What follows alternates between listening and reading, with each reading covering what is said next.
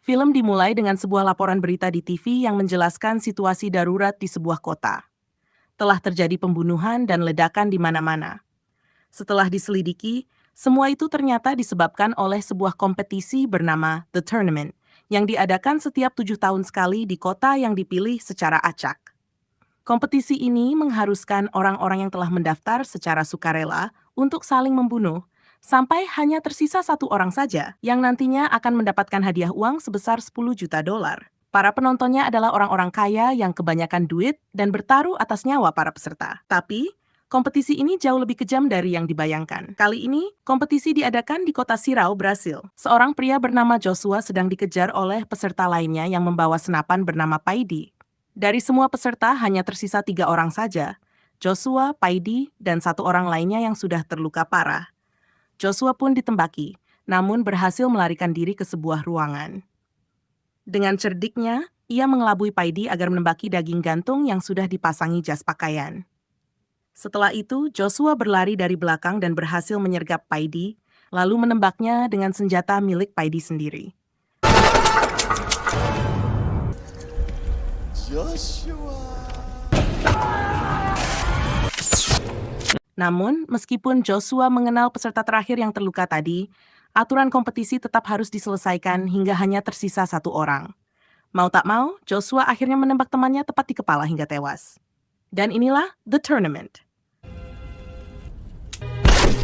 A winner. 7 tahun kemudian, di Middlesbrough, Britania Raya, seorang wanita bernama Lai memasuki kamar nomor 107 di sebuah hotel.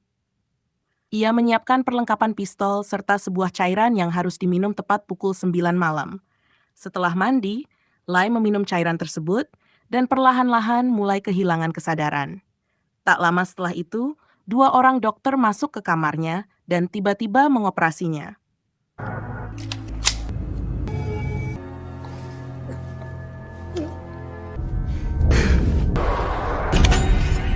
Sementara itu, di kota yang sama, seorang pendeta bernama Joseph diusir dari sebuah bar karena teler hingga ketiduran. Ternyata, kota Middlesbrough telah dipersiapkan untuk menjadi arena The Tournament selanjutnya, karena 7 tahun sudah berlalu sejak event sebelumnya. Seluruh area kota pun telah dipantau dengan CCTV.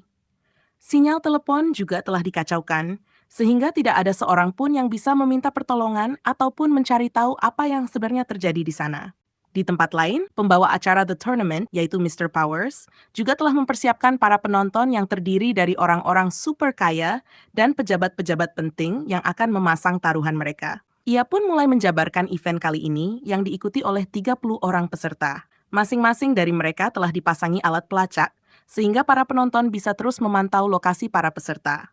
Dengan alat pelacak itu, mereka juga bisa mengetahui posisi musuh di sekitarnya, menggunakan perangkat yang sudah disediakan panitia kepada setiap pemain. Ke-30 orang ini memiliki beragam profesi: pembunuh bayaran, atlet, pasukan khusus, pembunuh berantai, dan lain-lain. Beberapa di antaranya adalah Lai, Anton, pasukan khusus Rusia bernama Yuri, Miles asal Texas, serta pemenang The Tournament sebelumnya, yaitu Joshua, yang ikut kembali untuk mengejar tersangka yang telah membunuh istrinya 4 bulan lalu. Diduga orang yang Joshua cari akan mengikuti event kali ini. Seperti biasa, hadiah kompetisi ini adalah 10 juta dolar, dan pemenangnya akan mendapatkan gelar sebagai yang terbaik di dunia. Selain itu, Powers juga menambahkan bahwa turnamen kali ini akan berlangsung selama 24 jam. Jika waktu habis tetapi belum tersisa satu pemain pun, maka semua alat pelacak akan meledak dan membunuh setiap peserta yang masih hidup. Lai Zan left for dead at 10-1. Yuri Petrov fallen. Anton Bogart 9-1. Wife was murdered 4 months ago. Harlow was out 2-1. Kill or die. The tournament has begun. Lai pun terbangun masih di kamarnya. Ia mengambil pistol dan memeriksa HP pelacak musuh yang telah disiapkan panitia, The Tournament, di mejanya. Lai juga memperhatikan bekas jahitan di perutnya, tempat di mana alat pelacak telah dimasukkan oleh dokter sebelumnya. Tak lama kemudian, seseorang mengetuk pintu kamarnya dan mengaku sebagai petugas hotel. Namun, Lai sudah mengetahui bahwa itu adalah musuhnya, yaitu peserta turnamen bernama Steve. Dengan hati-hati, Lai pun memasang peredam di pistolnya dan membuka pintu kamarnya. Namun anehnya, dia tidak melihat siapapun di luar. Lalu yang terjadi,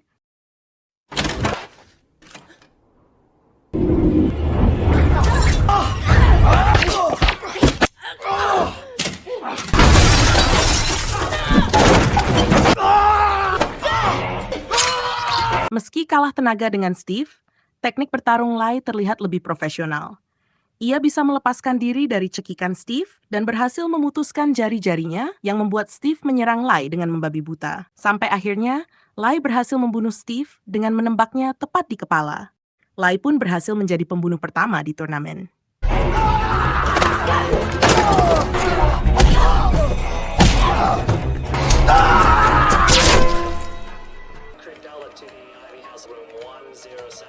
First blood.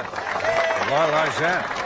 Petugas kamera CCTV kemudian beralih ke peserta lainnya, yaitu Anton si atlet, yang dengan nekatnya melepas alat pelacak di perutnya, lalu melemparkannya ke teko kopi di sebuah warkop untuk mengelabui musuhnya. Ia pun terus memperhatikan kemana mbak-mbak pelayan membawa teko itu, yang akhirnya dituang ke cangkir dan diminum oleh pendeta Joseph. Itu artinya, tanpa sadar, Joseph telah membuat dirinya menjadi pemain turnamen atas nama Anton. Perlu kalian ketahui, para pemain ini tidak saling mengenal maupun mengetahui wajah satu sama lain. Hanya penonton yang bisa melihat mereka semua melalui CCTV. Jadi tidak ada satupun peserta turnamen yang mengetahui bahwa pelacak Anton sekarang ada di dalam tubuh Joseph.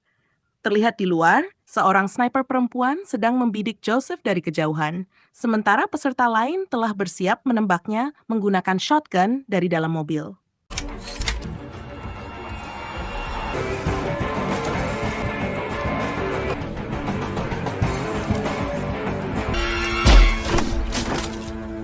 Setelah itu, sniper perempuan tersebut langsung membidik ke arah Joseph. Tapi tiba-tiba,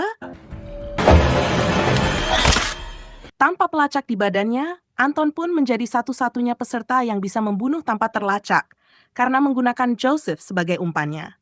Selain itu, Anton juga mendapatkan senjata dari sniper perempuan tadi, yaitu sebuah senapan sniper. Pas banget dengan kondisinya sekarang yang tidak terdeteksi mesin pelacak. Lalu Joseph pergi ke gereja untuk berdoa dengan sangat khusyuk, sampai akhirnya dia didatangi oleh Lai yang langsung menodongkan pistol ke kepalanya. Lai pun bingung karena Joseph tidak memberikan perlawanan sama sekali, padahal lokasinya sesuai dengan titik musuh di mesin pelacak. Di sisi lain, posisi mereka berdua yang sangat berdekatan memancing musuh lain yang sedang berada di sekitar mereka. Tiba-tiba, pintu gereja dibom dan muncullah seorang peserta turnamen asal Rusia, yaitu Yuri.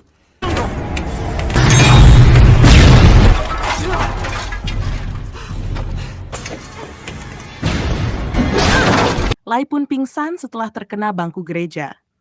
Lalu Yuri memanfaatkan kesempatan ini untuk membunuh Joseph yang sama sekali tidak membawa senjata.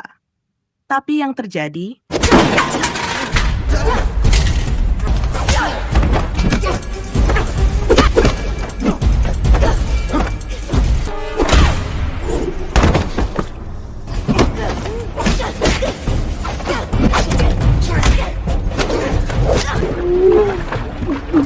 pertandingan 1 lawan 1 pun diungguli oleh Yuri yang jelas-jelas memiliki tubuh lebih berotot dan besar. Joseph memberanikan diri mengambil shotgun dan menodongkan senjata itu ke arah Yuri, memintanya untuk berhenti bertarung. Yuri pun teralihkan dan bersiap menyerang Joseph. Namun di saat itulah Lai melihat celah untuk meng-counter Yuri. Dengan brutal, Lai terus menyerangnya hingga akhirnya dia melepaskan pin granat yang masih tergantung di celana Yuri.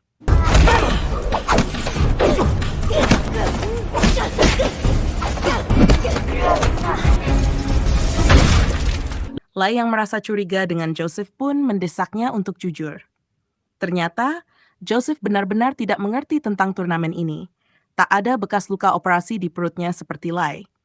Sementara itu, di ruang penonton, salah satu panitia akhirnya memberi kabar kepada Powers tentang Anton, yang berhasil mengeluarkan pelacak di tubuhnya dan kini berada di badan seorang pendeta, yaitu Joseph. Artinya, para operator CCTV harus lebih sigap melacak Anton secara manual melalui kamera yang terpasang di seluruh kota Middlesbrough. Jordan is off. Follow him. Maintain visual control. Di tempat lain, Joshua telah berhasil membunuh satu orang dengan kemampuan asasinnya yang sangat profesional. Dari orang itu, ia mendapat informasi bahwa tersangka pembunuh istrinya adalah Miles, pria asal Texas, yang mentalnya agak tidak beres. Bagaimana tidak, dia telah membunuh satu peserta dan sekalian mengambil jarinya, lalu menembak seekor anjing yang jelas-jelas tidak bersalah. Singkatnya, dia benar-benar gila. Is fucked up. Go. Jeez, who steals a finger? Setelah itu, Lai menelepon Powers dan menjelaskan tentang Joseph yang tanpa sadar ikut ke turnamen karena entah bagaimana caranya ada pelacak di tubuhnya. Mendengar hal itu, Powers sama sekali tidak menggubrisnya dan tetap memerintahkan Lai untuk melanjutkan pertandingan dan membunuh Joseph. Tiba-tiba, seorang wanita muncul dan berniat menabrakkan mobilnya tepat ke arah Lai dan Joseph. Namun, untungnya Lai berhasil menembak ban mobil itu hingga terbalik. Alih-alih langsung kabur, Joseph yang masih belum mengerti situasi turnamen malah berniat menolong wanita itu keluar dari mobil yang akan meledak. Untungnya, Lai bergerak cepat dan menembak peserta tersebut. Ia pun menjelaskan kepada Joseph bahwa event The Tournament ini diadakan setiap 7 tahun sekali, di mana orang-orang yang sudah terbiasa membunuh saling bertarung di sebuah kota hingga tersisa satu orang yang menjadi pemenangnya. Jelas sebagai orang sipil, Joseph pun kebingungan karena tak ada polisi maupun berita tentang pembunuhan di kota tersebut. Lai menambahkan bahwa orang-orang yang menonton event mengerikan ini adalah orang-orang kaya dan berpengaruh di dunia, yang tentunya juga bisa mengontrol penyebaran berita. Jadi, segala kekacauan di kota ini tidak akan pernah tersebar luas dan akan dikemas seolah-olah sebagai kecelakaan atau serangan teroris. People who run this, they are more powerful than the police. World is insane. Now move it, come on! Powers akhirnya memasukkan Joseph sebagai peserta The Tournament. Joseph pun terus berusaha mengeluarkan pelacak itu dari tubuhnya dengan wajah yang sangat-sangat panik. Tak lama kemudian, mereka berdua didatangi seorang polisi yang ternyata adalah peserta lain dan langsung mengarahkan senapannya ke Joseph. Lalu tiba-tiba, Nice outfit, father. Get out! Anton yang masih mengikuti sinyal Joseph juga muncul dan menjadikan Joseph sebagai targetnya. Setelah Powers memasukkan Joseph sebagai peserta, semua berubah. Melihat sosok Anton, Joseph baru menyadari jika pelacak di tubuhnya berasal dari kopi yang dia minum, karena Joseph sempat melihat Anton di warkop. Lai pun langsung masuk ke mobil bersama Joseph, berusaha kabur sambil menembaki Anton yang terus mengejar. Sampai akhirnya, mereka berhasil lolos dari kejaran Anton.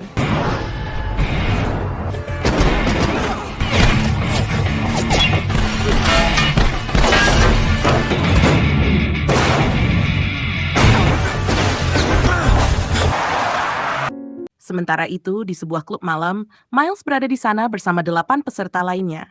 Mereka semua menunggu saat yang tepat untuk menyerang, dan ini menjadi tontonan menarik bagi para sultan yang haus darah.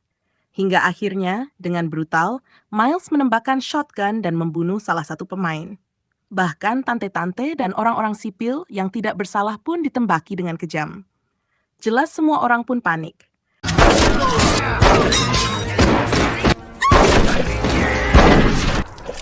Lima orang telah tewas, sebagian besar dibantai oleh Miles, dan hanya tersisa 4 orang di sana, termasuk Miles. Mereka pun saling tembak-menembak hingga 2 di antaranya terluka cukup parah. Namun tak lama kemudian, datanglah Joshua. Dengan gaya asasinnya yang sangat profesional, ia membunuh semua yang tersisa, kecuali Miles.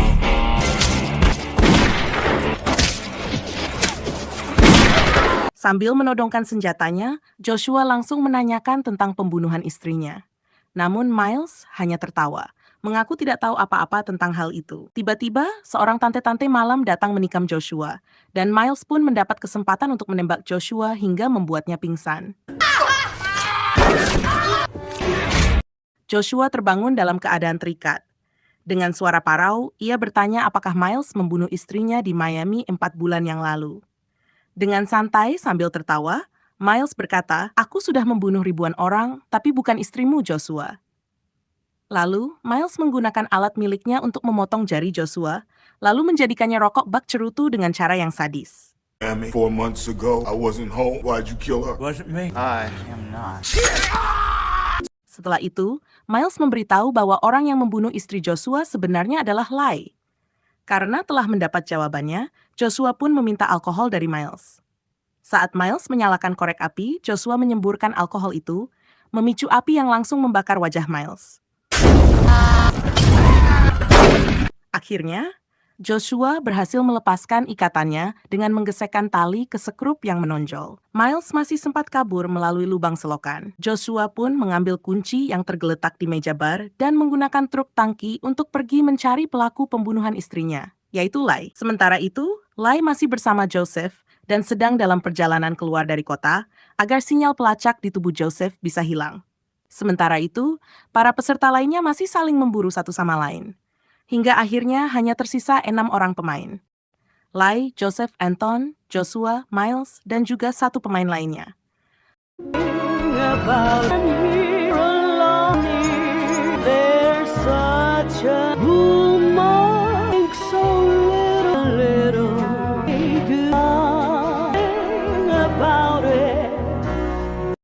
Lai pun mampir ke Pertamina untuk membeli obat pelancar babe agar Joseph bisa segera mengeluarkan pelacak itu dari tubuhnya.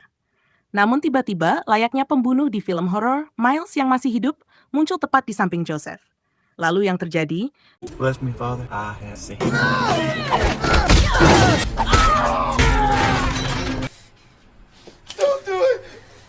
Joseph yang seorang pendeta terus membujuk Lai agar tidak menembak Miles. Kejadian itu pun disaksikan dengan jelas oleh para penonton lewat CCTV yang dipasang di seluruh kota. Akan tetapi, tak lama kemudian terdengar suara alarm yang semakin kencang dari dalam tubuh Miles. Ternyata, pelacak itu telah diprogram oleh Powers dari ruang kontrolnya untuk segera meledak, karena tidak seharusnya nyawa Miles diampuni. Setelah itu, Powers langsung menelpon dari tempat tersebut dan menjelaskan kembali aturan The Tournament kepada Joseph, bahwa permainan ini hanya tersisa 4 jam. Dan jika masih belum ada 1 orang pemenang, maka semua pelacak di tubuh para pemain akan meledak dan pasti membunuh mereka semua, seperti yang baru saja terjadi pada Miles. Intinya, Powers memperingatkan Joseph untuk berani membunuh jika dia masih ingin hidup. It's kill or be killed. More than one player hit zero, everyone will meet the same. There's only 4 hours left of the game, Father. Meski mendengar penjelasan Powers tentang harus membunuh demi bertahan hidup, Joseph sama sekali tidak menggubrisnya. Ia meminum obat tadi dan berusaha mengeluarkan pelacak itu dari tubuhnya lewat babi. Sambil menunggu efek obat itu, Lai yang berada di YWC sebelah Joseph pun menceritakan tentang rasa bersalahnya. Dengan suara berat, Lai mengaku telah membunuh istri Joshua, yang ternyata tewas dalam keadaan hamil.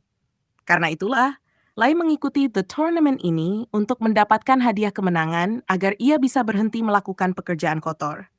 Atau pilihan lainnya adalah mati di tangan peserta lain, sebagai bentuk karma baginya. I didn't know she was pregnant. So ever since, instincts told me to stop. Trigger anyway. Why I have to win this tournament so I can get in to vanish. Tiba-tiba, Lai langsung menyuruh Joseph untuk segera pergi dari sana, meskipun pelacaknya belum keluar. Sebab di layar mesin pelacak terlihat 3 peserta yang tak lama lagi akan tiba di Pertamina. Ketika mereka berdua berlari kembali ke mobil, tiba-tiba terlihat 1 peserta lain yang sedang mengarahkan bazukanya tepat ke arah mereka.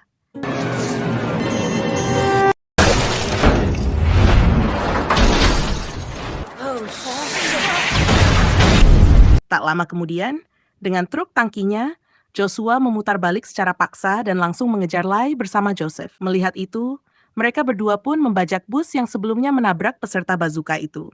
Padahal bus tersebut masih penuh penumpang. Joseph pun diminta untuk menyetir bus, sedangkan Lai bersiap menembaki Joshua.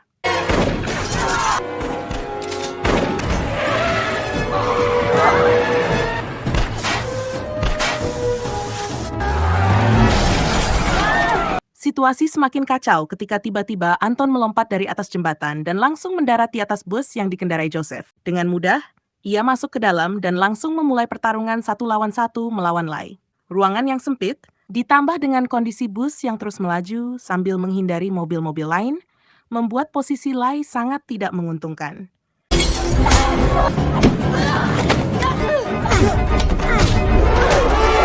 Ia sempat terpental keluar jendela dan nyaris tergilas truk tangki milik Joshua. Namun dengan sisa tenaga dan refleks cepatnya, Lai berhasil kembali masuk ke dalam bus, lalu menembaki Anton secara membabi buta. Peluru demi peluru dilepaskan tanpa henti, hingga akhirnya peluru mereka berdua pun habis.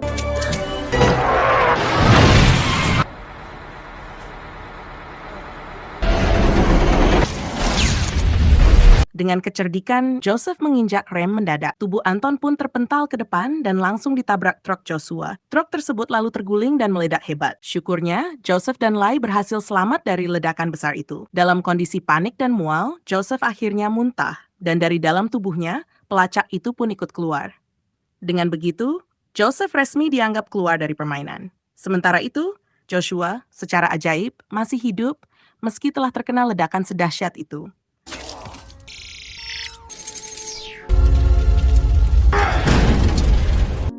Kekacauan demi kekacauan terus terjadi hingga pagi menjelang. Waktu permainan tersisa hanya 15 menit lagi. Lai dan Joshua. Jika tidak ada satu pemenang dalam waktu yang tersisa, maka pelacak mereka akan meledak dan membunuh keduanya. Joseph membawa Lai yang mulai tertatih-tatih menuju sebuah gereja untuk mencari perlindungan. Namun tak lama kemudian, Joshua pun muncul. Dengan senjata terarah dan mata penuh dendam, Joshua menatap Lai dan bertanya, "Kenapa kamu tega membunuh istriku? Siapa yang menyuruhmu?" Lai pun menjawab dengan lirih bahwa ia hanya melakukan itu sesuai kontraknya dengan Powers yang memerintahkannya untuk membunuh istri Joshua. Namun, tak ada satupun yang mengetahui hal tersebut kecuali Powers sendiri. Mendengar pengakuan itu, Joshua semakin geram. Namun Joseph yang berada di samping mereka terus berusaha menenangkan Joshua, mengingatkan bahwa Lai hanyalah perantara, bukan otak dari tragedi yang menimpa istrinya. Sementara itu, waktu terus berjalan hingga tersisa kurang dari 30 detik. You know who hired me. She's not to blame for any of it. A device, you know, like a tool.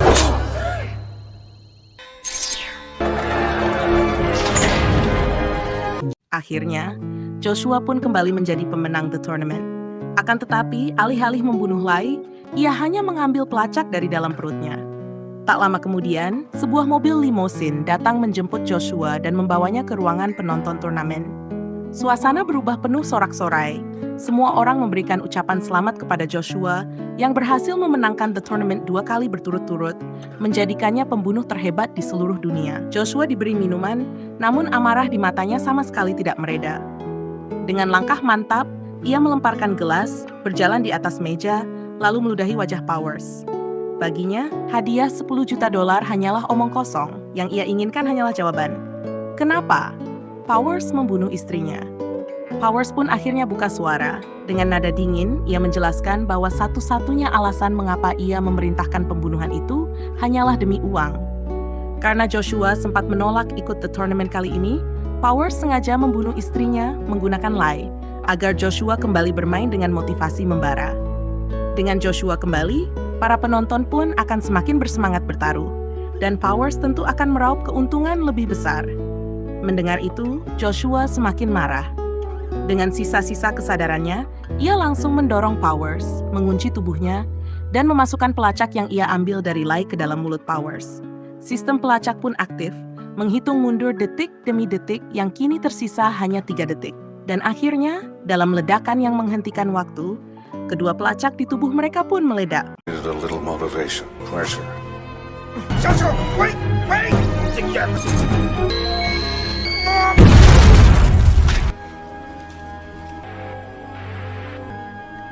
Setelah darah yang tumpah, setelah segala pengkhianatan, hanya satu yang bertahan. Tapi apakah kemenangan itu benar-benar sepadan? Turnamen ini berakhir. Tapi dunia ini tak pernah berhenti berputar. Siapa yang akan menjadi sasaran berikutnya? Siapa yang akan memilih untuk bertarung? Karena di dunia ini, pertarungan sejati baru saja dimulai. Kisah Kamera terus ikuti cerita kami, karena tak ada yang pernah tahu apa yang akan terjadi selanjutnya.